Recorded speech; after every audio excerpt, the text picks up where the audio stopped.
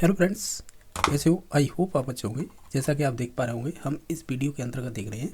ये level 2 SST का question paper है और ये मेजर टेस्ट कलाम के द्वारा लिया गया था पहला ही। तो इसके अंतर्गत आपके हम जो क्वेश्चन किस प्रकार के पूछे वो तो आप देखेंगे। देखिएगा, इसमें क्या है कि इसमें सभी सब्जेक्टों के क्वेश्चन इंक्लूड किए गए हैं, चाहे वो आपकी सीडीपी हो यानी साइकोलॉजी हो, ठीक है, उसके भी क्वेश्चन मिल जाएंगे। अगर फर्स्ट लैंग्वेज आपने हिंदी चूज की है तो उसके भी क्वेश्चन मिल जाएंगे। अगर सेकंड लैंग्वेज आपने संस्कृत ली है तो उसके भी क्वेश्चन देखने को मिल जाएंगे। और बाकी तो एसएसटी के आपके 60 क्वेश्चन होंगे। इस प्रकार है, ये 150 क्वेश्चन हो जाएंगे। लेकिन यहाँ पर 30 पूछने चाहिए थे सीडीपी के। इस मेजर टेस्ट में इन्होंने 30 ऐड और कर दिए। इस प्रकार ये 60 क्वेश्चन हो जाएंगे आपके सीडीपी से और 15 क्वेश्चन हो जाएंगे हिंदी से, 15 क्वेश्चन आपके संस्कृत है। इस प्रकार के क्वेश्चन दे रखे हैं, ठीक है। इसलिए हम मेजर टेस्ट कर रहे हैं क्योंकि किसी ने कमेंट किया था कि जो हम माइनर टेस्ट कर रहे थे उसमें हिंदी और संस्कृत के क्वेश्चन नहीं थे, इस वजह से, ठीक है। बाकी हम माइनर टेस्ट और भी कर लेंगे डे बाई डे। एक वीडियो तो पर डे मिल ही जाएगा आपको। तो देखते चलिएगा क्वेश्चन किस प्रकार के पूछे इस क्वेश्चन पेपर में, ठीक है। देखिएगा, हालांकि मैंने ये 30 क्वेश्चन ऑलरेडी करवा रखे हैं कल, पर फिर भी जब एसएसटी के नाम से कर रहे हैं तो कंप्लीट क्वेश्चन पेपर करेंगे, ठीक है। देखिएगा, और ये जो क्वेश्चन है ना, अगर किसी ने रीट पात्रता अगर शायद 22 में तो नहीं पूछा है, अगर पूछे तो मैं कंफर्म नहीं हूँ, लेकिन 21 वाली परीक्षा में डाउन सिंड्रोम से संबंधित क्वेश्चन पूछा था, यानी मंगोलिज्म को लेकर। तो यही क्वेश्चन बना दिया है इन्होंने। देखिएगा क्वेश्चन किस प्रकार पूछा है कि डाउन सिंड्रोम से संबंधित असत्य कथन बताइएगा। तो आप सभी ऑप्शन को पढ़ेंगे ना, तो 3 नंबर है ना, ये वातावरण जनित विकार रोग है, तो ये वाला स्टेटमेंट गलत हो जाएगा, बाकी सभी सही है, ठीक है। नेक्स्ट देख लीजिएगा, इसमें से असुमिलित चाटिएगा, यानी जो गलत है। देखें तो ये सभी गलत हो जाएंगे, क्योंकि देखिए डिसलेक्सिया होता है वो पढ़ने से संबंधित होता है, ना कि लिखने से। बाकी डिस्ग्राफिया है ये आपके लेखन संबंधित होता है, ना कि पठन से। डिस्कैलकुलिया होता है भाषा से संबंधित नहीं होता है, ये गणित की गणनाओं से संबंधित, डिसेबिलिटी से संबंधित होता है। तो इस प्रकार ये कोई भी मिलान सही नहीं था, इस वजह से चारों ही यानी 3 ऑप्शन गलत हो जाएंगे। उपरोक्त सभी इसका राइट आंसर हो जाएगा। ये क्वेश्चन मैंने कल बता दिया था, अगर देखो, क्योंकि ये क्वेश्चन करना ही होगा। अगर इस प्रकार का क्वेश्चन बनता है तो वाकई में अच्छा क्वेश्चन होगा। देखिएगा, मैंने 2 तरीके बताए थे, मैं तो डायरेक्टली बता देता हूँ। देखिएगा, 8 वर्षीय राहुल की बुद्धि लब्धि है वो 10 वर्षीय मनोज की जितनी है, यानी जो राहुल है ना उसकी जो बुद्धि लब्धि है वो मनोज जितनी है, ठीक है। तो यदि राहुल की मानसिक आयु 10 वर्ष है तो मनोज की मानसिक आयु क्या होगी? देखिएगा, आप डायरेक्टली ऐसा कीजिएगा, जो राहुल है ना इसकी बुद्धि लब्धि निकाल लीजिएगा, जो भी निकल के आएगी ना उसे है इस मनोज की बुद्धि लब्धि के बराबर रख दीजिएगा, आंसर आ जाएगा। देख लीजिएगा, जैसे कि राहुल की शारीरिक आयु दे रखी है, ये वाली 8 वर्ष है, तो इसे इंग्लिश में सीए कहते हैं, यानी क्रोनोलॉजिकल एज, या इसे हिंदी में कहें तो शारीरिक आयु कह दीजिएगा, और या फिर इसे ही वास्तविक आयु कह दीजिएगा। इसका एक नाम और चलता है, वो मुझे ध्यान नहीं है, ठीक है। बाकी जो 10 वर्ष है ना ये दे रखी है, ये आपकी किसकी उम्र है ये पता है? मनोज की है। मनोज की ये शारीरिक आयु हो जाएगी कितनी है? 10 वर्ष, ठीक है। राहुल की शारीरिक आयु कितनी थी? 8 वर्ष, और राहुल की मानसिक आयु कितनी है? 10 वर्ष। तो इसे भी लिख लीजिएगा यहाँ पे, एम ए 10 वर्ष, ठीक है। अब देखिए सूत्र में रख दीजिएगा, आई क्यू बराबर हो जाएगी M A upon C A multiply 100, यही टर्मन का सूत्र है, इससे ही निकाल लेंगे। तो देख लीजिएगा मानसिक आयु कितनी थी रखी राहुल की? 10 वर्ष, और शारीरिक आयु 8 वर्ष, यहाँ पे लिख दूँ 8 वर्ष, ये दे रखी है वैसे क्वेश्चन में। तो ये कुछ इस प्रकार हो जाएगा कि 10/8 मल्टीप्लाई करेंगे 100 का, ऊपर गुणा करेंगे तो 1000 हो जाएगा, तो 1000 में 8 का भाग देंगे तो 125 आएगा। तो ये क्या निकल के आई? आई क्यों निकल के आई? 125। ये कह रहा था क्वेश्चन में, अगर ध्यान से देखा होगा, बुद्धि लब्धि 10 वर्षीय मनोज की जितनी है, यानी इसके बराबर है। तो अब देखिएगा मनोज की निकालेंगे, वही आई क्यू का फॉर्मूला रहेगा, M A upon C A multiply 100। अब देखिएगा आई क्यू हमें पता नहीं है, लेकिन हमें इसे मनोज जो राहुल है ना इसकी निकली है, इसके बराबर कर देंगे 125 बराबर एम ए हमें पता नहीं है किसकी, मनोज की, तो एक्स मान लेंगे। शारीरिक आयु मालूम है क्योंकि ये 10 वर्ष दे रखी है, तो इसे रखेंगे मल्टीप्लाई 100 से करेंगे। 1 0 से 1 0 काटेंगे, ऊपर हो जाएगी 10x, बराबर में 125 थी। x बराबर अगर हम निकालेंगे तो 125 में 10 का भाग दे देंगे तो 12.5 आएगा। ये x हमने क्या मानी थी? मानसिक आयु। तो इस वजह से इसका ऑप्शन नंबर 1 सही हो जाएगा। कल मैंने 2 तरीके बताए थे, किसी से भी कर सकते हैं, अच्छा क्वेश्चन था, क्योंकि आरपीएससी सेकंड ग्रेड से, चाहे आप सोशल साइंस से हो या आप मैथ साइंस से किसी से भी हो, उसमें पूछा हुआ कुछ नहीं है, क्योंकि वहाँ पे आपका जाके सेकंड ग्रेड के जो भी टीचर बनते हैं आपको मालूम होगा जीके का केवल एक ही पेपर होता है। वो डिपेंड करता है, कई शिफ्टों में भी हो जाते हैं, लेकिन एक ही क्वेश्चन बनता है, तो उसमें 20 क्वेश्चन आते हैं साइकोलॉजी के, तो वहाँ पे पूछा हुआ क्वेश्चन है ये। इसे मॉडिफाई करके अलग तरीके से पूछ लिया यहाँ पे, बस ये अंतर इतना है। क्वेश्चन नंबर नेक्स्ट देखिएगा, अमूर्त बुद्धि के संबंध में सत्य कथन बताइएगा। ये टर्मन की परिभाषा में मिलता है, यानी वो कहते हैं जो हमारी बुद्धि होती है वो अमूर्त होती है, तो ये मानसिक प्रतिमाओं के निर्माण में सहायक होती है। तो ऑप्शन नंबर 3 सही हो जाएगा। क्लिपबोर्ड के प्रारंभिक मॉडल में यह प्रकोष्ठ उपस्थित नहीं था। कौन सा नहीं था? इसमें से श्रव्य नहीं होगा, क्योंकि श्रव्य और दृश्य बाल में जुड़े गए थे ये, यानी ऑडियो बोलते हैं इसे। एक और होता है विजुअल, इन दोनों को जोड़ा गया था बाद में, ठीक है। तो ये किस में जोड़े गए थे? तो आपने COP पढ़ी होगी, क्लिपबोर्ड का 3D मॉडल पढ़ा होगा, 3 डायमेंशनल थ्योरी बोलते हैं या इसे ही बुद्धि संरचना सूत्र बोलते हैं। तो इसमें जो C होती है ना, इसी में जोड़े गए थे, ठीक है, श्रव्य दृश्य। तो इस प्रकार है, ऑप्शन नंबर 1 सही हो जाएगा। शुरुआत में कितने खंड थे? 120। इसे लेकर सेकंड ग्रेड में 2-3 बार क्वेश्चन बन चुका है। अगर बात करें 150, फिर बाद में ये सब जुड़े ना, श्रव्य दृश्य और भी सब जुड़े थे, उस प्रकार 150 हो गए थे, फिर लास्ट में जाके 180 हो गए थे। यानी हम ये कहेंगे वर्तमान में भी 180 के थ्रू ही क्वेश्चन बन जाते, कभी कभी 120 से बन जाते, मोस्टली तो 120 पे ही बने, ठीक है। तो ये ध्यान रखना है। बाकी देख लेते हैं नेक्स्ट। तो भाटिया जी के परीक्षण का भाग नहीं है, तो इसमें से 2 नंबर ऑप्शन हो जाएगा भूल भुलैया, जिसे जिगजैग या मेज टेस्ट बोलते हैं। ये चूहे पर प्रयोग किए थे आपके टोलमैन ने, आपको मालूम होगा। और टोलमैन ने ही आपकी साइन थ्योरी, जिसे चिन्ह प्रतिमान का सिद्धांत बोल देते हैं, या उनके द्वारा लेटेंट थ्योरी दी गई थी अव्यक्त अधिगम की, वो भी पूछ ली जाती है। साथ ही साथ आपके और क्या, और ये भी पूछा जाता है कि ये अधिगम यानी जो कह सकते हैं व्यवहारवाद को और संज्ञानवाद दोनों का मिश्रण माना जाता है, ये वाला सिद्धांत किसका? टोलमैन का। नेक्स्ट देख देते हैं। गार्डन के प्रारंभिक मॉडल में कौन नहीं था इसमें से? तो वो अस्तित्ववादी बुद्धि नहीं है। एक साथ और, यानी इसके साथ ही एक चीज़ और ध्यान रख सकते हैं, एक प्राकृतिक बुद्धि, ये बाद में जोड़ी गई थी। कब कब? 1998 और एक 2000 में। तो इस प्रकार हम कहेंगे ये बाद में जोड़ी गई थी। प्रारंभ में 7 प्रकार थे, बाद में फिर ये 2 जोड़ के फिर कितने हो गए? 9 प्रकार हो गए। तो वर्तमान में हम 9 ही पढ़ते हैं, तो जिनमें से संबंधित नहीं थे 2 नंबर ऑप्शन। बुद्धि वह है जो बुद्धि परीक्षण मापता है, ये कथन किसे द्वारा दिया गया था? ये संबंधित हो जाएगा आपके बोरिंग के द्वारा। नेक्स्ट देखिएगा 9 number question. The backward child पुस्तक इसके लेखक कौन है? तो सिल्बर्ट है। इनका 2-3 चीज़ याद रखिएगा, हालांकि मैंने ये कल बता दी थी। सिल्बर्ट ने कहा जिनकी बुद्धि लब्धि 85 से कम होती है वो शैक्षिक दृष्टि से पिछड़े बालक माने जाते हैं। एक चीज़ और बताई थी कि शैक्षिक लब्धि का इन्होंने फॉर्मूला दिया था, शैक्षिक लब्धि अपॉन C यानी शारीरिक आयु मल्टीप्लाई 100। तो ये भी ध्यान रख सकते हैं। बाकी नेक्स्ट देख लेते हैं। मंद बुद्धि बालकों के वर्गीकरण में प्रशिक्षणीय कह सकते हैं वर्ग कौन सा होता है, यानी जिन्हें ट्रेनिंग दे सकते हैं, तो वो होंगे 35 से 50 के मध्य वाले। तो ये ध्यान रखना, ये रीट में कई बार क्वेश्चन बन चुके हैं इससे, कई बार इसमें डिलीट भी हुए, 2-2 आंसर भी माने, तो हर वर्ष बन जाता है इनसे क्वेश्चन, ये है जब भी रीट होती है तब। देखिएगा फ्राइड के अनुसार व्यक्तित्व की संरचनात्मक पक्ष कौन कौन से है? वो होंगे इड, ईगो, सुपर ईगो। एक और होता है स्थूल वाला, उसमें आते हैं आपके जैसे चेतन, अचेतन और अर्धचेतन, तो वो अलग चीज़ है। ये संरचना वाला पूछा था, इसलिए ऑप्शन नंबर 1 सही हो जाएगा। क्वेश्चन नंबर 12 पर देखिए। शराब पीने से मना करने पर व्यक्ति यही कहता है कि 4 दिन की जिंदगी है और खाओ पियो ऐश करो, कौन सी रक्षा युक्ति होगी? तो ये युक्तिकरण होगी। युक्तिकरण में ये होता है कि जो भी आप झूठ बोले उसके लिए आपके पास तर्क हो, ठीक है। तो ये युक्तिकरण से संबंधित हो जाएगा। जो हम पढ़ते हैं ना सामाजिक युक्तियाँ या डिफेंस मैकेनिज्म बोलते हैं, ये उसी के अंतर्गत आती हैं। ये एग्जाम्पल देके पूछा था, तो ये एग्जाम्पल है आपके, इससे ही संबंधित हो जाएगा। नेक्स्ट देखिएगा। एक व्यक्ति के पास एक नौकरी का विकल्प तो है, किंतु वो वेतन बहुत कम मिलता है वहाँ पर। वहीं एक चिंता यह भी है कि उसे और कहीं पर नौकरी भी नहीं मिल रही है, तो इसे नहीं चुना तो वो बेरोजगार भी रहेगा। तो यह किससे संबंधित है? ये हो जाएगा अवॉइडेंस कॉन्फ्लिक्ट से, यानी पर्याय, यानी दोनों चीज़ें हैं ना वो नेगेटिव है उसके लिए। तो इस वजह से ऑप्शन नंबर 3 सही हो जाएगा। व्यक्तित्व के प्रकारात्मक वर्गीकरण से संबंधित मनोवैज्ञानिक नहीं है। देखिएगा क्रेचमर का शिष्य रहा था सेडलर और जुंग रहा था, इसने मनोवैज्ञानिक के आधार पर 2 प्रकार बताए थे, अंतर्मुखी बहिर्मुखी, फिर बाद में एक उभयमुखी भी जोड़ा था। सेडलर ने 3 प्रकार बताए थे, एक्टो, मीजो, एंडो, ठीक है, यानी एंडोमॉर्फिक, मीजो और एक्टो। क्रेचमर ने 4 प्रकार बताए थे।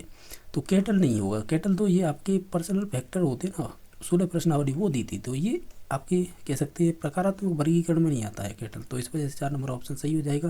क्वेश्चन नंबर 15 है। सेल्डर ने सारे गठन के आधार पर जो भी श्रेणी क्रम को मानते हुए जो प्रबल एंडोमॉर्फिक होते हैं या एंडोमॉर्फ कह रहा है यहाँ पे, व्यक्तियों की श्रेणी के अनुपात क्या रखा था? वो रखा 711। ये एज टेट में पूछा हुआ क्वेश्चन है, यहाँ पे डाल दिया है यहाँ पे। नेक्स्ट देखिएगा। हस्तशिल्प की जो भी हस्तशिल्प का प्रशिक्षण है किन बच्चों के लिए उपयोगी होता है? तो वो मंद बुद्धि बालकों के लिए होगा। तो ऑप्शन नंबर 2 सही हो जाएगा। नेक्स्ट देखिए। वह वंचित, यानी एक वंचित बालक नहीं हो सकता है, तो हम ये कहेंगे इनमें से कोई नहीं हो सकता। ऑप्शन नंबर 4 सही हो जाएगा। समाज की अप्रत्यक्ष युक्ति नहीं है, तो वो हो जाएगी अन्य लक्ष्य का प्रतिस्थापन, ये आपकी प्रत्यक्ष से संबंधित हो जाएगी इस वजह से, ठीक है। नेक्स्ट देखिएगा, चिंतन मानसिक प्रक्रिया का ज्ञानात्मक पहलू है, ये स्टेटमेंट किस मनोवैज्ञानिक द्वारा दिया गया था, ये रॉस से संबंधित है, तो ऑप्शन नंबर 3 सही हो जाएगा। जिम्बार्डो व रुक के अनुसार अभिसारी चिंतन को कहते हैं, उसे निगमनात्मक चिंतन कहेंगे, जिसे डिडक्टिव थिंकिंग कहते हैं। नेक्स्ट देखिएगा, समायोजन समस्या समायोजन की प्रक्रिया के अंतर्गत होने वाली संक्रियाओं का आरोही क्रम लगाइए, यानी सिस्टमेटिक सजाइए, कौन सा सही होगा। आप अगर इन सभी ऑप्शनों को ध्यान से देखेंगे तो ऑप्शन नंबर इसमें से हो जाएगा। देखिएगा, पहले हम समस्या का चयन करेंगे, ये तो 1 नंबर पे आएगा, कह सकते हैं, ठीक है। 1 सेकंड रुकिएगा, ये 1 नंबर पर हो जाएगा। और फिर इसके बाद आएगा जो भी उपलक्ष्य होंगे या उपलक्ष्य होंगे उनका निर्धारण करेंगे, ये 2 पे हो जाएगा। फिर उसके बाद हम समस्या का क्रियान्वयन करेंगे, ये 3 पे हो जाएगा। और लास्ट में परिणाम देखेंगे, जो भी परिणाम होगा या कह सकते हैं प्रतिफल होगा, वो 4 नंबर पे। तो इस प्रकार ऑप्शन नंबर 4 सही हो जाएगा। क्वेश्चन नंबर 22 देखिएगा, वो इस प्रकार पूछा है आपसे कि निर्मितवाद के 5E उपागम के किस सोपान में से 4 सीखी गई अवधारणाओं को अन्य संबंधित अवधारणाओं के साथ जोड़ते हैं और ये क्या लिखा है, ये कह सकते हैं इनमें जैसे ज्ञान और समझ का उपयोग कर वास्तविक संसार में करते हैं। देखिएगा, इस सारे रॉयपी हुए हैं, तो उन्होंने एक मॉडल दिया था, ये वाला 5E मॉडल, जिसमें देखिएगा, हालांकि मैं आंसर ही बता देता हूँ, इसका मतलब विस्तार है। ये एक्सटेंड है ना, इसकी जब एलाबोरेट भी ऑप्शन आ जाता है, एलाबोरेट, वो एक ही बात है, एक्सटेंड या एलाबोरेट। संलग्न मतलब एंगेज होता है, और खोज का मतलब डिस्कवरी होता है, और व्याख्या का मतलब एक्सप्लेन होता है, ठीक है। तो इनके 5 स्टेप थे, मैं 5 बता देता हूँ। और देखिएगा, मैंने ऑलरेडी लिख दिए हैं कि ये जो 5E मॉडल है ना, ये आपके रॉजर वाइबी ने दिया था, 5E के नाम से जाना जाता है। देखिएगा, इनके 5 स्टेप होते हैं। पहला होता है एंगेज, संलग्न। दूसरा होता है एक्सप्लोर, जिसे खोज करना होता है, यहाँ पर सिमिलर वर्ड लिया गया है खोज, तो इसके लिए डिस्कवरी यहाँ पर शब्द यूज किया गया है। हालांकि ये होगा नहीं, क्यों नहीं होगा, हिंदी में हो सकता है, इंग्लिश में नहीं होगा, या फिर इन्हें एक्सप्लोर शब्द देना होगा, ठीक है। बाकी ये 3 नंबर ऑप्शन है। एलाबोरेट यानी इसका मतलब विस्तार करना, एक्सप्लेन मतलब व्याख्या देना, और एवोल्यूशन मतलब मूल्यांकन। ये 5 स्टेप है, ई से संबंधित है, सभी ई से स्टार्ट हो रहे हैं ना।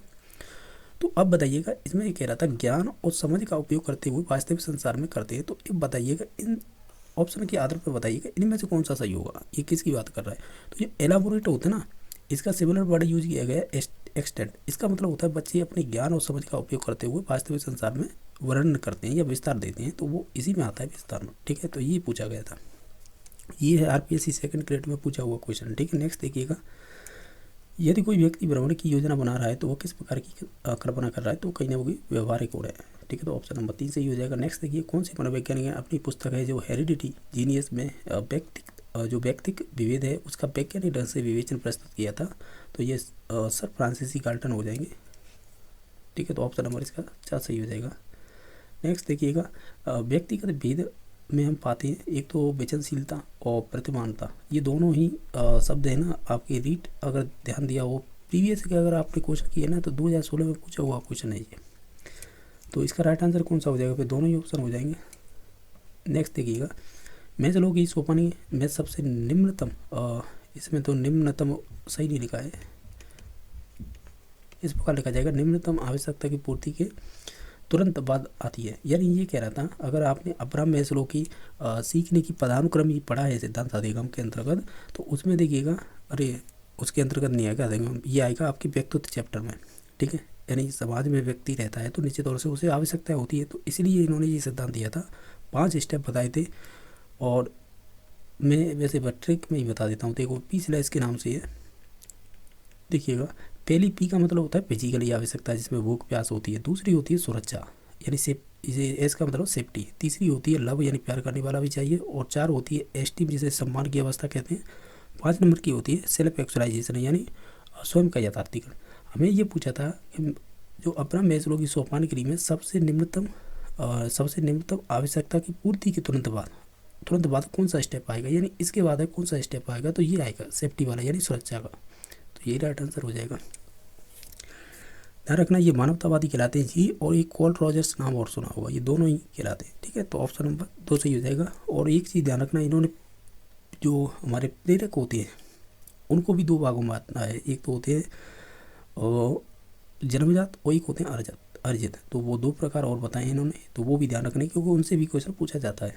नेक्स्ट देख लीजिएगा कि अभिप्रेरणा का शाब्दिक अर्थ, ये क्या लिख रहा है, नोटिशन मूल शब्द के शब्द से आया है, ये गलत दे रखा है यहाँ पे, ठीक है।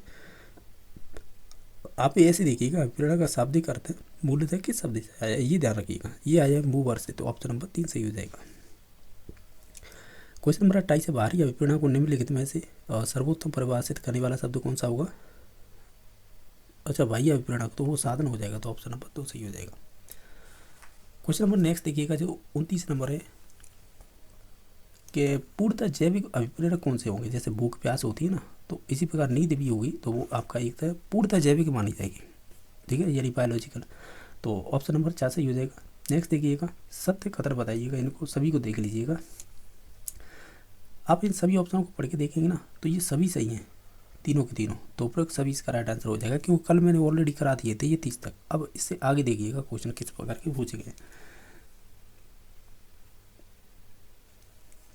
जिसमें से जो 31 नंबर पूछा है कि निम्नलिखित में से कौन सा अधिगम के धनात्मक स्थानांतरण का प्रकार नहीं है।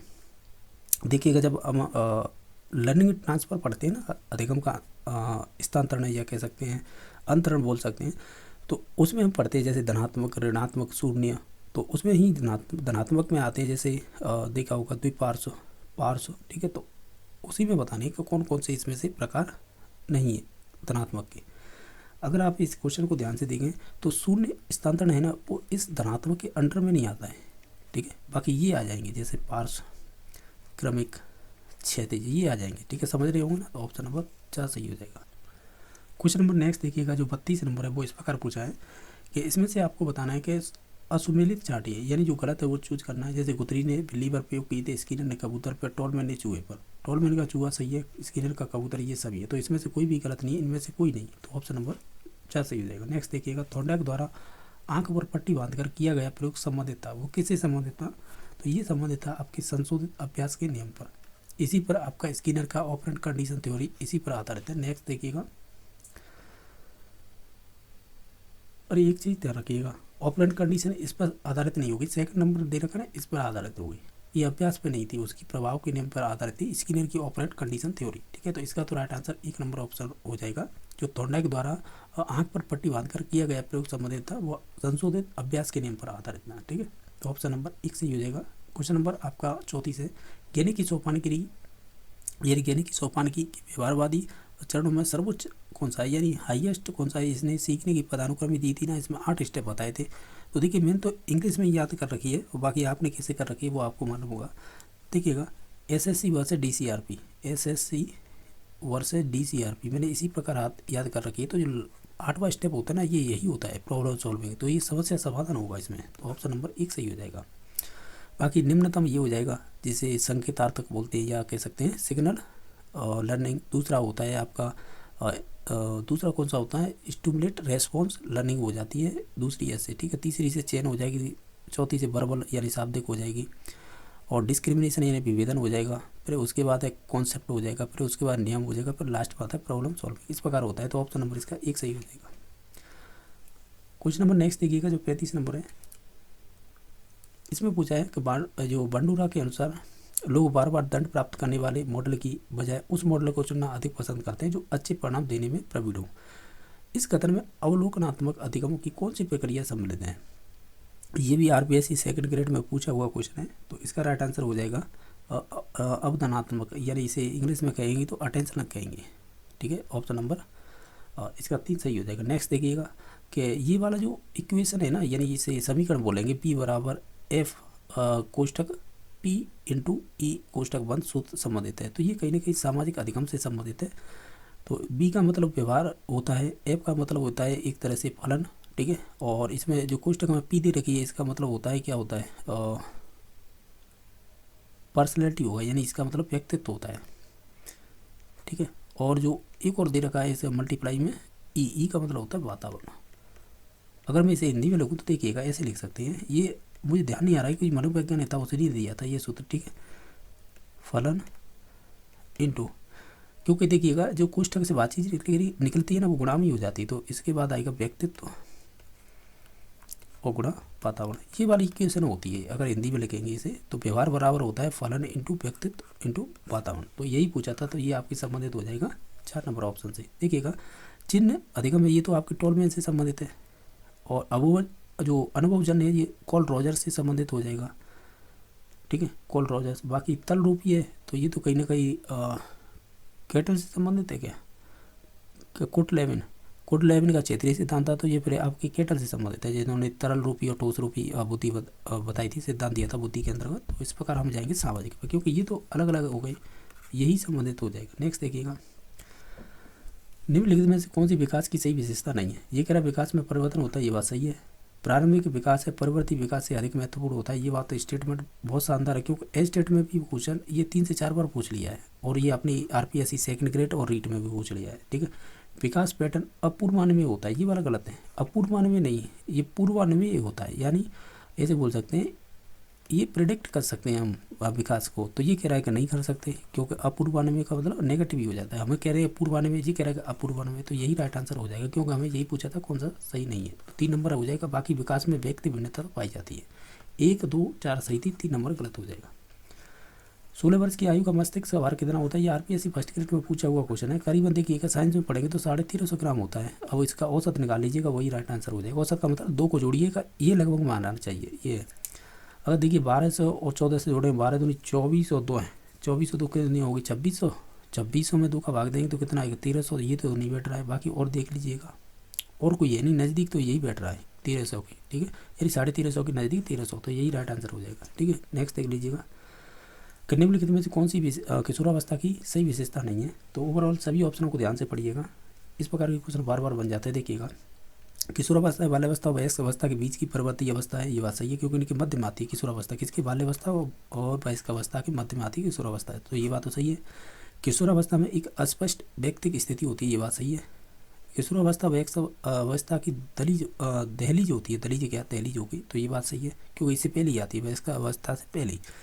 बाकी ये किशोरावस्था वास्तविकताओं का समय होता है, ये तो गलत बात है। बच्चा खुद को एडजस्ट समाज में नहीं कर पाता, तो वास्तविकता कहाँ से आ जाएगी। तो निश्चित तौर से ऑप्शन नंबर इसका 4 है, वो गलत है, बाकी सभी सही थे। 1, 2, 3 सही थे, गलत हो जाएगा 4 नंबर ऑप्शन। नेक्स्ट देखिएगा पुनर्वलन की कौन सी अनुसूची सबसे ज़्यादा प्रभावी रहेगी। ये आरपीएससी सेकंड ग्रेड और हरियाणा टेट दोनों में पूछा हुआ क्वेश्चन है, तो इसमें सतत होगी, सतत पुनर्वलन, ऑप्शन नंबर 2 सही हो जाएगा। कौन सी अनुसूची सबसे ज़्यादा प्रभावी रहेगी, देखिएगा ये हरियाणा टेट में इसका राइट आंसर माना था सतत पुनर्वलन, ठीक है। और एक सेकंड रुकिएगा, हो सकता है मुझसे ही गलती हो रही है, लेकिन मैं सही बता रहा हूँ ना कि सबसे ज़्यादा प्रभावी रहेगी ना वो सतत ही होती है, ठीक है। लेकिन ये कलाम के द्वारा इसका राइट आंसर माना गया है चर अनुपात, तो आप इसे ही ध्यान रखिएगा। लेकिन मैंने एज टेट का क्वेश्चन कराया था, उसमें राइट आंसर सतत पुनर्वलन माना था उसने, ठीक है। तो बाकी तो आप देख लीजिएगा इसका राइट आंसर, हालांकि हमने जो कलाम ने माना है वही मानेंगे चर अनुपात, ठीक है।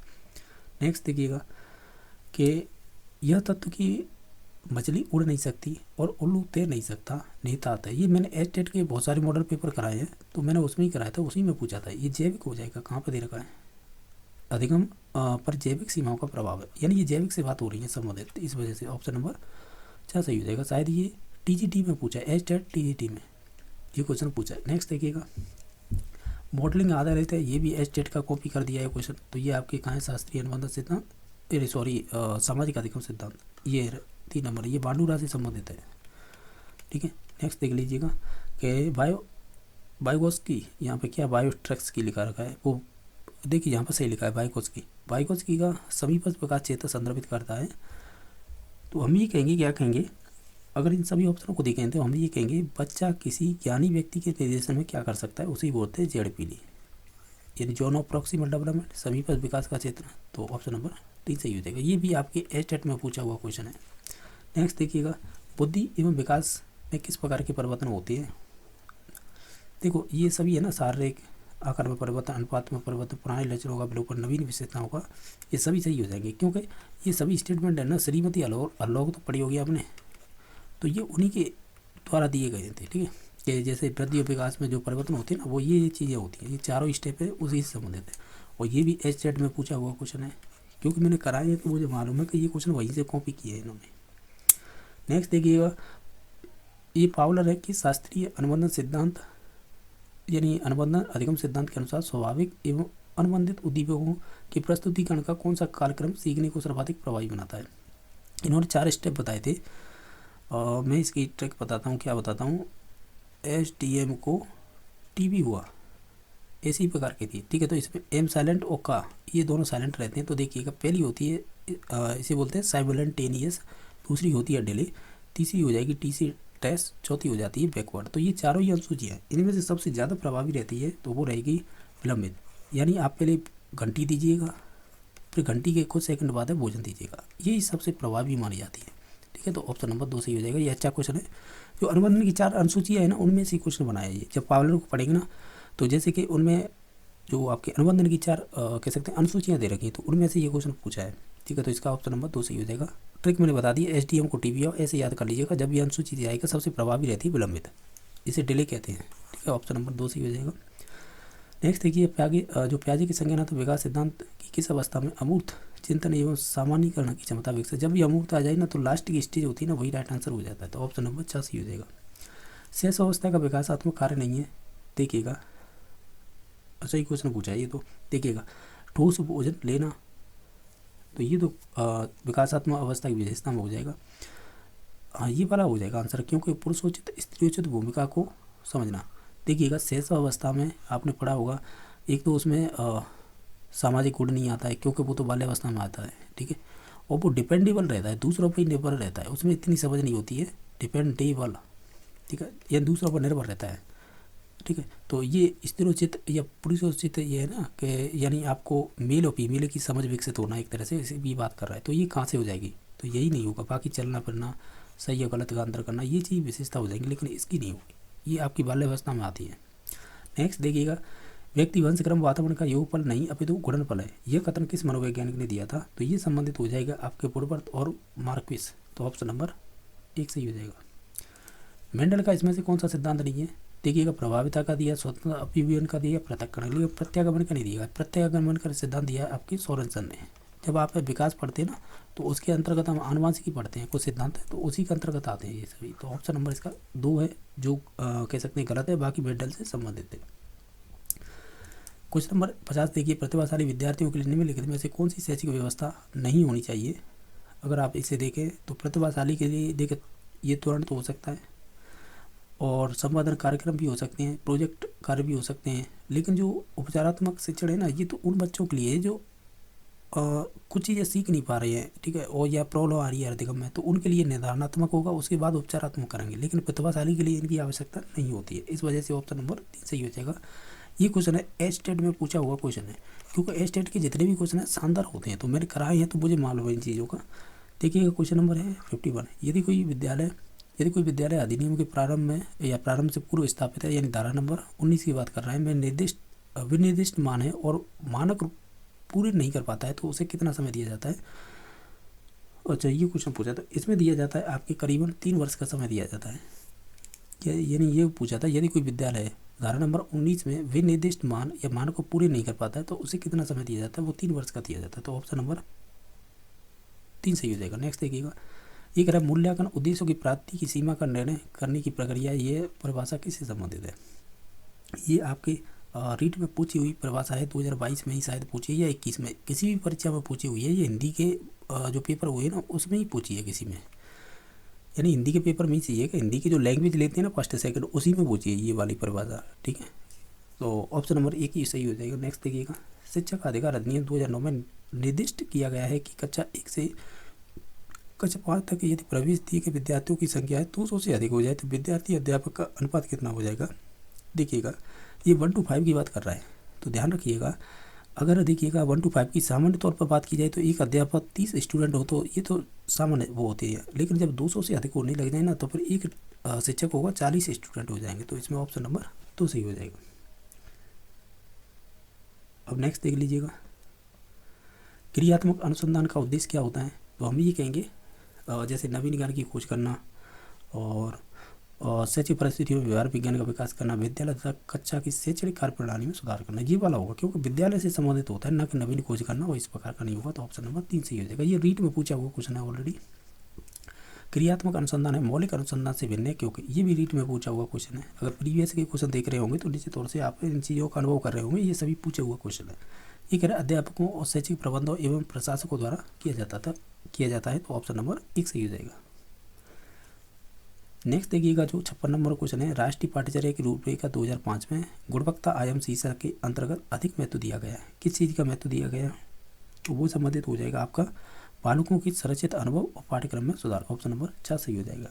क्वेश्चन नंबर नेक्स्ट देखिएगा जो है 57 नंबर क्वेश्चन, निम्न में से मूल्यांकन की गुणवत्ता की तकनीक नहीं है इनमें से। अगर आप इन सभी ऑप्शनों को देखेंगे ना तो इसमें से जो संबंधित नहीं होगी वो हो जाएगी वस्तुनिष्ठ परीक्षा, बाकी साक्षात्कार प्रश्नावली अवलोकन ये संबंधित होंगी, जो संबंधित नहीं होगा वो 3 नंबर ऑप्शन हो जाएगा। सीसीई के अंतर्गत व्यापकता का आशय नहीं है इनमें से। अगर आप देखें इनमें तो प्रश्नों की व्यापकता नहीं होगी, बाकी सभी हो जाएगी तरीकों की, यानी जो तरीके होते हैं उनकी या अवसरों की या विषय की, तो इसमें से ऑप्शन नंबर 4 सही हो जाएगा, जो इससे संबंधित नहीं होगा। ये भी रीट में पूछा हुआ क्वेश्चन है। एनसीएफ 2005 के अनुसार एक शिक्षक की भूमिका क्या होनी चाहिए? तो वो एक फैसिलिटेटर होना चाहिए, नहीं सुविधा प्रदाता। ये 3 से 4 बार क्वेश्चन रीट में ऑलरेडी बन चुका है क्वेश्चन। क्वेश्चन नंबर नेक्स्ट देखिए, इनमें से कौन सी एक आकलन की सीमा नहीं है? तो देखिएगा सभी को देखेंगे तो हम कहेंगे भय एवं तनावपूर्ण प्रवेश से मुक्ति, ये वाली आकलन की सीमा नहीं होगी, बाकी ये वाली हो जाएगी। ठीक है, तो ऑप्शन नंबर 4 सही हो जाएगा। अब इसके बाद हम देखते हैं, देखिएगा इसे आप देखना चाहें तो एक बार इस गद्यांश को देख लीजिएगा, और ये वाला इसी से संबंधित शब्द दिए जाते हैं। हालांकि आपको ग्रामर की अच्छी नॉलेज है ना, तो पर गद्यांश देखने की ज़रूरत नहीं है, वो तो कुछ अलग ही टाइप से क्वेश्चन बनता है जो गद्यांश में उसे हमें ढूंढना पड़ता है। अदरवाइज ग्रामर से संबंधित क्वेश्चन आते हैं, आप डायरेक्टली कर सकते हैं। देखिएगा किस प्रकार के क्वेश्चन बने हैं, तो एक बार गद्यांश देख लीजिए ध्यान से, अगर देखना है, अदरवाइज हम ग्रामर के क्वेश्चन डायरेक्टली कर लेते हैं। देखिएगा क्वेश्चन नंबर 60 बने कि परिमाणवाचक क्रिया विशेषण शब्द कौन सा इसमें से? अगर आप इसे ध्यान से देखेंगे तो अधिक कम इस प्रकार की है ना, ये परिमाणवाचक में आते हैं, जिसमें आपकी कोई चीज़ किलोग्राम में या लीटर में है, तो इस प्रकार आपने पढ़ी होंगी, तो ये चीज़ें आती हैं इसमें परिमाणवाचक में। ठीक है, इसमें भी निश्चय अनिश्चय हो जाती है, वो अलग प्रकार है, लेकिन आपको ओवरऑल आंसर जाना है तो 3 नंबर पे जाएंगे। क्वेश्चन नंबर आपका 62 है, संस्कृति शब्द का संधि विच्छेद क्या होगा?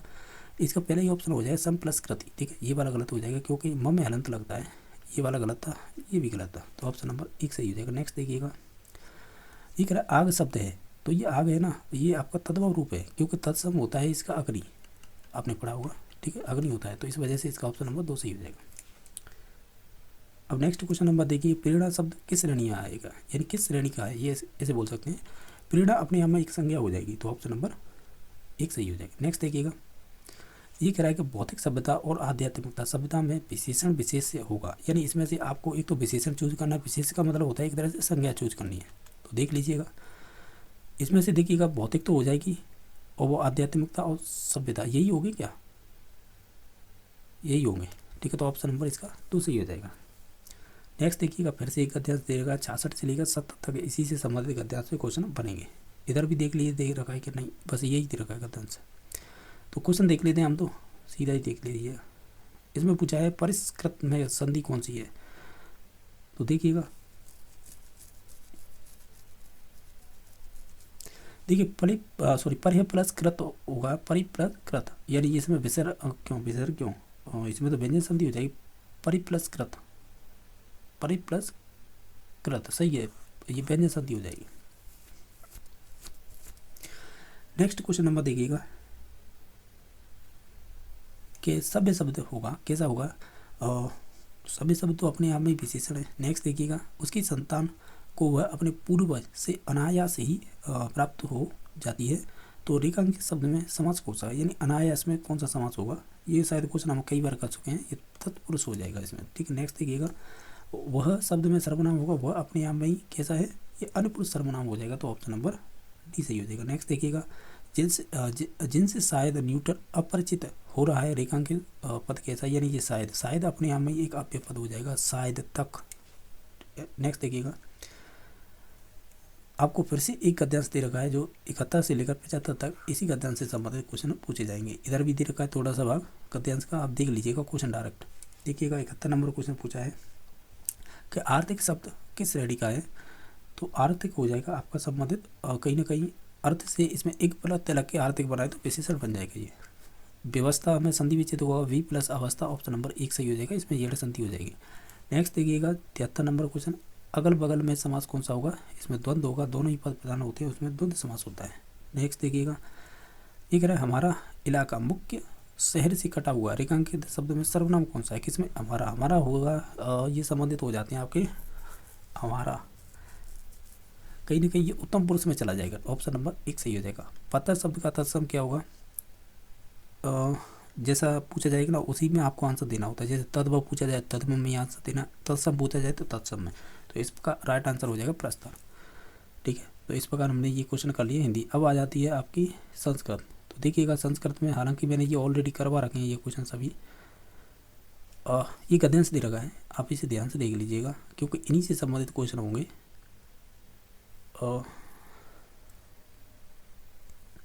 76 से लेकर 80 तक हमें इसी गद्यांश के आधार पर क्वेश्चनों के आंसर देने होंगे। देखिएगा इसमें क्या पूछा है, एक है क्वेश्चन पदस्य संधि विच्छेद स्यात्, यानी जो आपकी क्वेश्चन है इसमें आपकी संधि विच्छेद क्या होगा वो बताना है। अगर आप इन सभी ऑप्शनों को ध्यान से देखेंगे तो इसका राइट आंसर 1 नंबर ऑप्शन हो जाएगा क प्लस चर। राजभाषा अत्र क समास है, यानी राजभाषा में कौन सा समास होगा, तो राजा यानी राज्य की भाषा, तो राज्य की भाषा यानी तत्पुरुष हो जाएगा, तो ऑप्शन नंबर 2 सही हो जाएगा।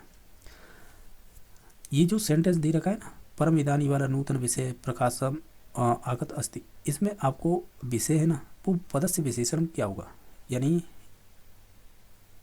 इस वाक्य में विषय जो पद है उसका इसमें से विशेषण कौन सा होगा, यानी ओवरऑल कहें तो हमें ये बताना है कि इसमें से आप विशेषण बताइएगा कौन सा होगा।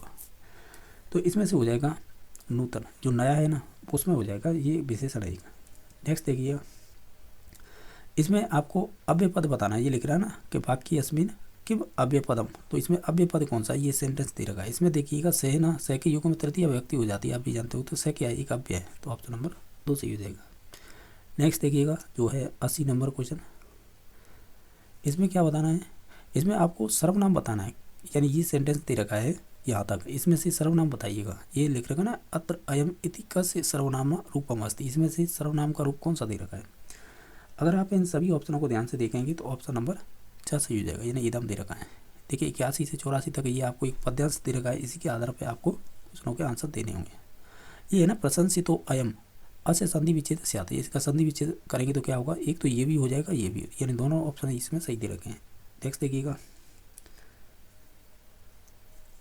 एक सेकंड रुकिएगा, ये गलत दे रखा है, यही होगा प्रशंसित प्लस अयम, ठीक है, तो ऑप्शन नंबर पर 2 ही सही होगा, ठीक है, 1 नहीं होगा। नेक्स्ट देखिएगा कि सरस सदेश अत्र विशेष्य वर्तते, यानी इसमें से आपको विशेष यानी संज्ञा बतानी, संज्ञा इसमें देश दे रखा है, तो ऑप्शन नंबर 3 सही हो जाएगा। नेक्स्ट देखिए शरीर अत्रम किम लिंगम, यानी शरीर में कौन सा लिंग है, यानी आप बताना ये पुल्लिंग है, स्त्रीलिंग है, नपुंसकलिंग है, क्या है, शरीर अपने आप में एक है नपुंसकलिंग।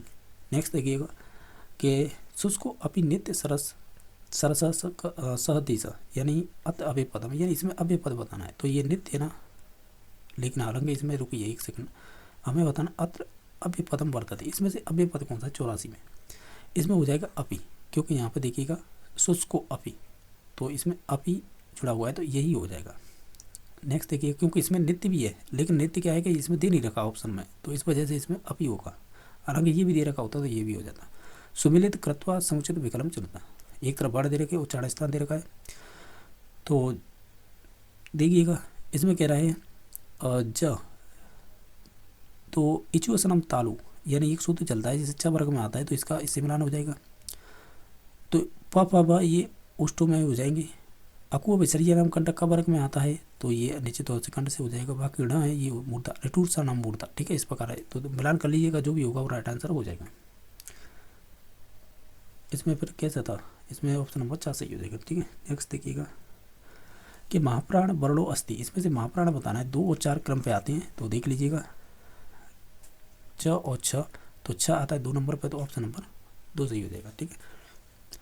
बाकी है ये सेंटेंस दे रखा है, इसमें कह रहा है इतेन सवर्ण संज्ञानांतरम ऋकारस्य विधा संति, तो इसमें हो जाएंगे आपके ये 30 हो जाएंगे। नेक्स्ट देखिएगा सुमिलित नास्ति, इसमें से सुमिलित नहीं है, जैसे कि 11:15 बजे इस पादुन द्वादशम वादनम कह रहा है, तो ये इसका मतलब पता है क्या कह रहा है, पादुन द्वादश वादनम, तो ये वाला सेंटेंस गलत हो जाएगा। बाकी 9:15 बज रहे हैं, सपात नव वादनम, ये बात सही है, 3 बज रहे हैं त्रिवादनम, 8:30 बज रहे हैं ये हो जाएगा शारदा अष्टवादनम, इसमें सवर्ण दीर्घ हो जाएगी, शारदा प्लस अष्ट और वादनम बाद में आता है, तो इस प्रकार शारदा वाष्टनम हो जाएगा। तो इस प्रकार ये तो तीनों सही थी, गलत हो जाएगा 1 नंबर ऑप्शन। नेक्स्ट देखिएगा, सुमिलित कर्ता समुचित विकल्प चुनता, यानी इसमें से जो सही है, जैसे 27 को क्या कहते हैं, इसे बोलेंगे सप्तविंशति, तो ये इससे मिल जाएगा। तो 4 वाले ये 2 दे रखेंगे, बाकी 85 यानी पंच पंच पंच पंच पंच, एक सेकंड रुकिएगा, और इसे बोलेंगे पंच अशीति, क्योंकि 80 को अशीति बोलते हैं ना, वो अशीति, और इसमें पंच लगा हुआ है, तो ये कहीं ना कहीं सवर्ण दीर्घ होकर पंचा अशीति हो जाएगा। ठीक है, यानी 2 का मिल जाएगा 3 नंबर ऑप्शन। 68 को क्या कहेंगे, अष्ट षष्ठी, तो ऑप्शन नंबर 2 से मिल जाएगा। 91 को कहेंगे एक नवति, तो इस प्रकार हम कहेंगे ऑप्शन नंबर इसका कौन सा सही हो जाएगा, ऑप्शन नंबर इसका 4 सही हो जाएगा। ठीक है, यानी 4 सही हो जाएगा, यानी पहले का चौथा, दूसरे का तीसरा मिलाया हमने, और तीसरे का दूसरा मिलाया है हमने, तीसरे का दूसरा मिलाया है, और इसके अलावा पहले डी का 1 हो जाएगा, यानी ये बारे ऑप्शन हो जाएगा, तो ऑप्शन नंबर 4 सही है। नेक्स्ट देखिए, कस्मिन् महेसूत्रेषु अकार संज्ञा भवति, तो वो लड़की इस संज्ञा हो जाती है, तो ऑप्शन नंबर इसका कह सकते हैं 3 सही हो जाएगा। इंग्लिश लैंग्वेज है नहीं हमारे पास, तो हम इसे नहीं देखेंगे, बाकी देख लेते हैं और क्वेश्चन पूछे हैं। देखिए, अब आते हैं आपके सामाजिक अध्ययन से संबंधित क्वेश्चन, जो आपके SST सब्जेक्ट हैं। इसमें है, आप देखते चलिएगा।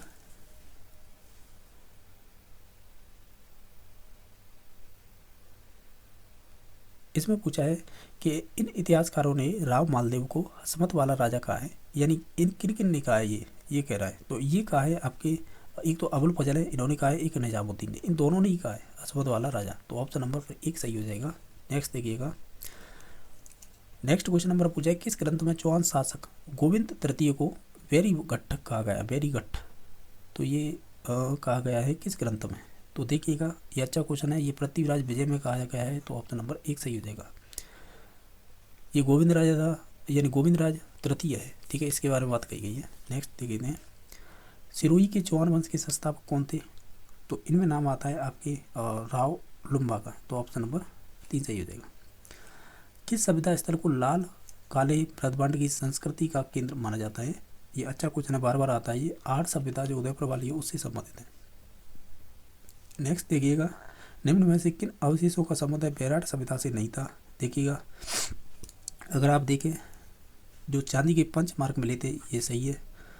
अकबरकालीन टकसालें मिली थी, क्या ये बात सही है क्या, देखिएगा ये भी सही है। अकबरकालीन हमें टकसाल मिली थी और स्वर्ण मंजूषा मिली थी, तो ये तीनों सही है, लेकिन तांबे की हरण प्रतिमा मिली थी, इस प्रकार की विशेषता हम नहीं पढ़ते हैं, तो ये ऑप्शन नंबर 4 गलत है, बाकी सभी सही थे।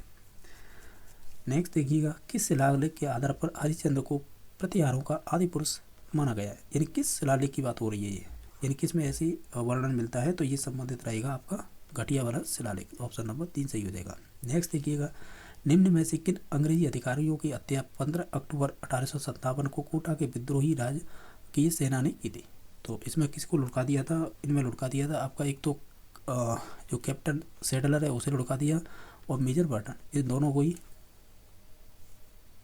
यानी ये अंग्रेजी अधिकारी थे ना, इनकी हत्या कर दी थी 15 अक्टूबर 1857 को।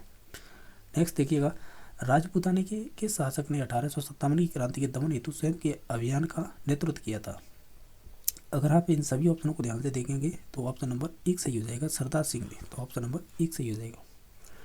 निम्न में से किन राजपूत सरदार खानवा के युद्ध में बाबर के विरुद्ध कह सकते हैं राणा सांगा के पक्ष में लड़े थे, तो इसके कूट दे रखेंगे, पहले वो देखिएगा क्योंकि कन्फ्यूजन हो जाता है, फिर इसमें क्या आसानी रहती है पहचानने में कूटों से।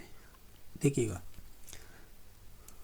इनमें देखिएगा, देखो एक तो राजा भारमल था ईडर वाला, ठीक है, और एक बीरंदे पेड़तिया भी था, रावा भी का नहीं था, राव लूड़करण नहीं था, तो ऑप्शन नंबर इसका 1 और 2 हो जाएंगे। नेक्स्ट देखिएगा कि वर्तमान राजस्थान का कौन सा क्षेत्र महाभारत काल में सीवी जनपद के नाम से कहलाता है, तो ये आपका संबंधित हो जाएगा, ये चित्तौड़गढ़ उदयपुर का भाग है ना उसमें, हालांकि चित्तौड़गढ़ को भी पढ़ते हैं लेकिन उदयपुर दे रखा है, तो ये भी हो जाएगा आंसर। ठीक है, नेक्स्ट देखिएगा, इस क्वेश्चन को छोड़ रहे हैं। ठीक है, नेक्स्ट देखिएगा कि बीकानेर के शासक को औरंगजेब ने माही मराते की उपाधि दी थी, बीकानेर के शासक ने औरंगजेब ने यानी ये औरंगजेब ने बीकानेर का जो भी शासक था ना उसे माही मराठे की उपाधि दी थी, वो कौन था ये पूछा है। तो वो थे आपके अनूप सिंह, राव अनूप सिंह। तो ऑप्शन नंबर 4 सही हो जाएगा। नेक्स्ट क्वेश्चन नंबर है, ये पूछ रहा है आपसे कि जो आपके लद्दाख स्थित गैंगरी प्रसिद्ध है किसके लिए, ये संबंधित हो जाएगी आपकी हिमानी के रूप में। तो ऑप्शन नंबर 2 सही हो जाएगा। क्वेश्चन नंबर 104 है, दक्षिण का पठार के संदर्भ निम्नलिखित में से कौन सा कथन असत्य है, पहचानिएगा। अगर ओवरऑल सभी ऑप्शनों को देखेंगे, इसमें कूट तो नहीं दे रखे, बस कन्फ्यूजन यही पर रहता, नहीं दे रखे। तो देखिएगा इसमें हो जाएगा कि उत्तर में इसके चौड़े आधार पर अरावली श्रृंखला स्थित है, ये वाला स्टेटमेंट है, इसके बारे में गलत हो जाएगा, दक्षिण पठार के बारे में जो पूछा था, ठीक है। बाकी सभी कथन सही दे रखे थे। अब नेक्स्ट क्वेश्चन देखिएगा, इसमें पूछा है कि भारत में जलवायु तथा संबंधित मौसमी अवस्था निम्नलिखित में से किस वायुमंडल अवस्था में संचालित होती हैं। मौसमी घटना की बात कर रहा है, तो मौसमी घटना जब भी होंगी ना वो संबंधित होगी आपकी, और जैसे वायुदाब एवं धरातलीय पवन, ऊपरी वायु संचरण, उष्ण कटिबंधीय तथा पश्चिमी चक्रवाती विक्षोभ, तो हम ये कहेंगे ये सभी संबंधित हो जाएंगे। तो ऑप्शन नंबर 4 सही हो जाएगा। नेक्स्ट देखिएगा, जुलाई के महीने में ITCG जेड की स्थिति क्या होती है, तो ये संबंधित होगा, अच्छा क्वेश्चन है, ये संबंधित हो जाएगा 20 डिग्री से 25 डिग्री उत्तरी अक्षांश से संबंधित होती है। तो ऑप्शन नंबर 2 सही हो जाएगा। क्वेश्चन नंबर देखिएगा 107 है कि हिमालय के गिरिपद यानी गिरिपद पर पाए जाने वाले वनों के प्रकार बताइएगा, ये संबंधित हो जाएंगे आपके पर्णपाती वन। ऑप्शन नंबर 1 सही हो जाएगा। नेक्स्ट देखिएगा, काला हिरण, गेंडा, भारतीय जंगली गधा इत्यादि प्रजातियां हैं, ये किससे संबंधित हैं, तो ये संबंधित हो जाएंगी आपकी संकटग्रस्त कह सकते हैं जातियाँ मानी जाती हैं, प्रजातियाँ। तो ऑप्शन नंबर 1 सही हो जाएगा। दामोदर घाटी यानी दामोदर नदी घाटी परियोजना संयुक्त परियोजना है, वो किससे संबंधित हैं, यानी संबंधित हैं, ये हो जाएगी झारखंड और पश्चिम बंगाल से। नेक्स्ट देखिएगा, फिलिंदा ब्लैंक्स की नीचे की परतों में चूने के कंकर की सतह होने के कारण इसमें जल अंतः स्पंदन अवरुद्ध हो जाता है, ये किसकी विशेषता है, ये आपकी मरुस्थलीय मृदा की विशेषता है। तो ऑप्शन नंबर 2 सही हो जाएगा। क्वेश्चन नंबर नेक्स्ट देखिएगा, निम्नलिखित में से उपयुक्त राज्य समूह का चयन कीजिएगा जहाँ पर धान की तीनों फसलें जैसे औस, अमन, बोरो बोई जाती है। ये तो अच्छा ही क्वेश्चन पूछ लिया इन्होंने, असम, पश्चिम बंगाल और उड़ीसा, ये वाला ऑप्शन सही हो जाएगा 4 नंबर। नेक्स्ट देखिएगा, भारत का मैनचेस्टर किसे कहा जाता है, भारत का कहा जाएगा अहमदाबाद को, और राजस्थान का भीलवाड़ा आता है। नेक्स्ट देखिए, देश का प्रथम पटसन उद्योग कहाँ पर स्थापित किया गया है, तो ये आपके हो जाएगा रिसरा, इसमें क्या देगा रिसरा दे रखा है, हालांकि इसका ऑप्शन नंबर 1 सही हो जाएगा। नेक्स्ट देखिएगा कि भारत में सर्वाधिक तांबा तथा बॉक्साइड उत्पादक राज्य कौन सा है, तो ये संबंधित हो जाएगा आपका मध्य प्रदेश और उड़ीसा। नेक्स्ट देखिएगा कि लो आइस के संदर्भ में जो भी वक्तव्य दे रखे हैं यहाँ पे उन पर विचार कीजिएगा, और सत्य घटना जो भी कूट दे रखे हैं उनका चयन कीजिएगा।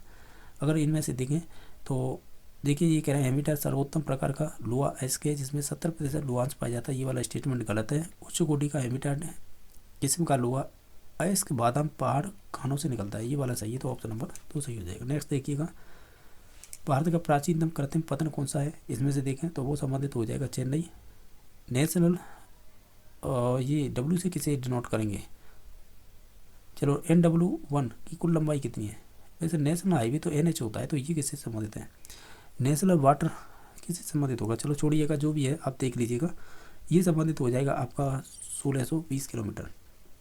भारत की जनगणना 2011 के संदर्भ में असत्य कथन को पहचानिएगा, अच्छा भारत की बतानी है, और ये कह रहा है कि कुल जनसंख्या इतनी थी, यानी जैसे बोल रहा है यहाँ पे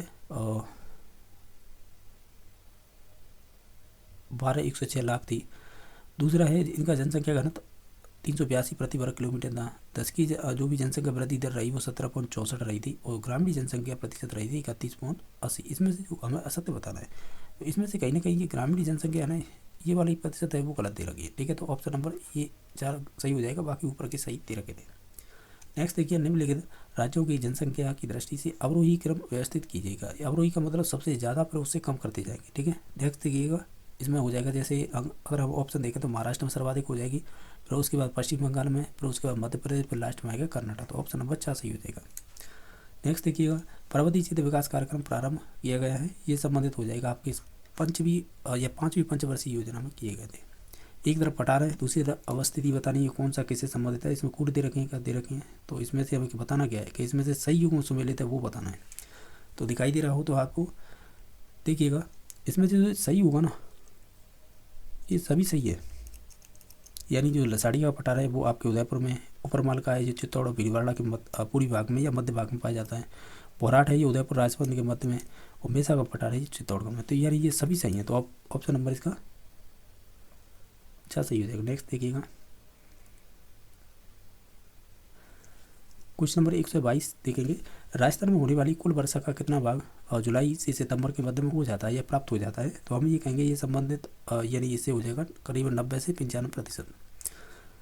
नेक्स्ट देखिएगा, फतेह सागर झील को अतिरिक्त जल उपलब्ध करवाने हेतु इसे फिल इन द ब्लैंक्स के माध्यम से आर नदी से जोड़ा गया है, वो कौन सी योजना है? उसके थ्रू जो है आपकी चिकलवास नहर के थ्रू। ठीक है, तो ऑप्शन नंबर 2 सही हो जाएगा। नेक्स्ट देखिएगा, इसमें से असुविलित बताना एक तरफ परियोजना है, दूसरी तरफ जिला है, तो जो गलत है वो चूज करना है। तो आप देखेंगे तो इसमें से जैसे कि सोम कमलम अम्बा परियोजना ये डूंगरपुर की है, झाकम परियोजना प्रतापगढ़ से, जवाई पाली से, जो है ना मानसी बाकल परियोजना ये बांसवाड़ा से संबंधित नहीं है, तो ऑप्शन नंबर 2 सही हो जाएगा।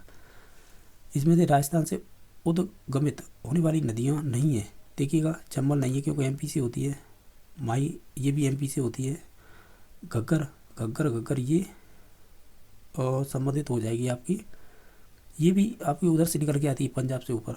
ठीक है, तो ये भी नहीं होगी न पार्वती, तो हम ये कहेंगे क्या कहेंगे, और काली सिंध ये एमपी से निकल के आती है, सही है ना? तो हम ये कहेंगे क्या कहेंगे, ये कोई भी नहीं है, इसमें राजस्थान से कोई उद्गमित नहीं है, तो ऑप्शन नंबर 4 सही हो जाएगा। यानी 4 मीन्स ये है कि कोई आंसर नहीं है इसमें से, आंसर तो है हालांकि, यानी कोई भी उद्गमित नहीं होती, यानी उत्पत्ति या निकलती नहीं है राजस्थान से, ऐसे बोल सकते हैं। 126 नंबर क्वेश्चन है, निम्नलिखित में से राजस्थान की कृषि की विशेषता के संदर्भ में कौन सा कथन सत्य नहीं है? अगर ओवरऑल सभी ऑप्शनों को देखेंगे तो हम ये कहेंगे राजस्थान देश की 26.83% मूंगफली उत्पादित करता है, ये वाला स्टेटमेंट गलत हो जाएगा, बाकी सभी सही थे। जैसे दक्षिण राजस्थान में खाद्य फसलों में मक्का की खेती प्रमुख होती है, ये बात सही है। बाजरा व सरसों उत्पादन में राजस्थान भारत के अग्रणी जिले में आता है।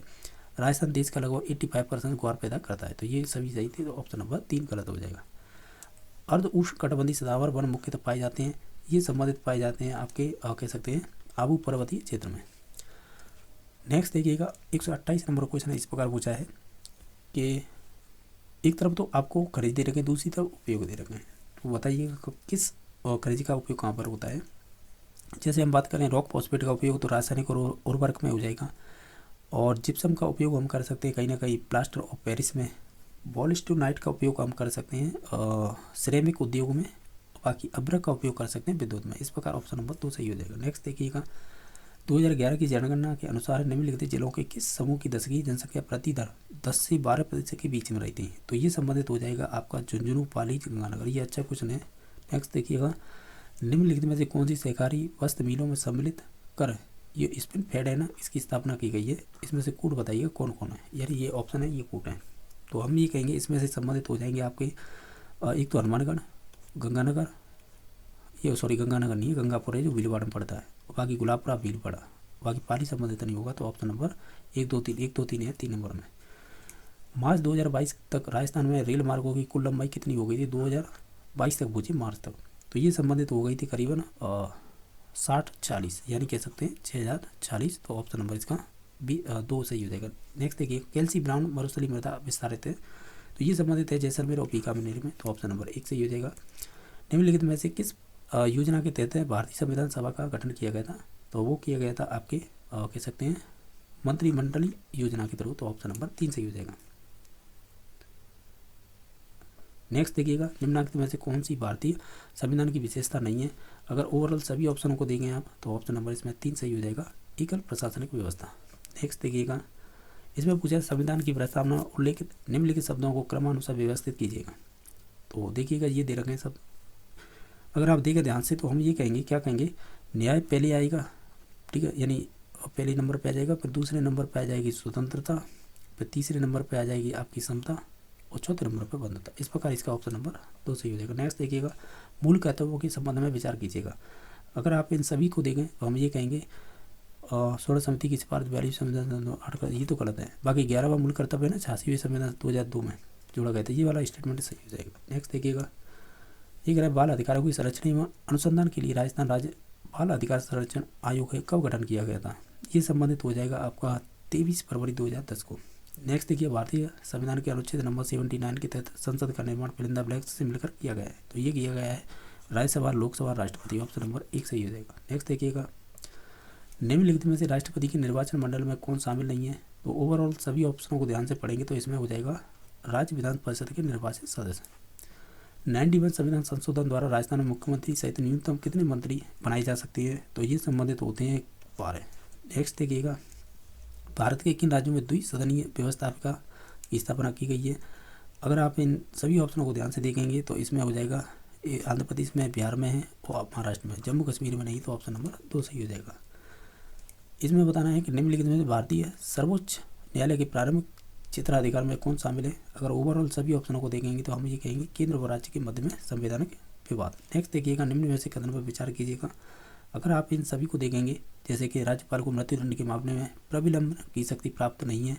नेक्स्ट है, राज्यपाल की क्षमादान शक्तियों का उल्लेख है 161 नंबर अनुच्छेद में। तो बाकी आप देख लीजिएगा।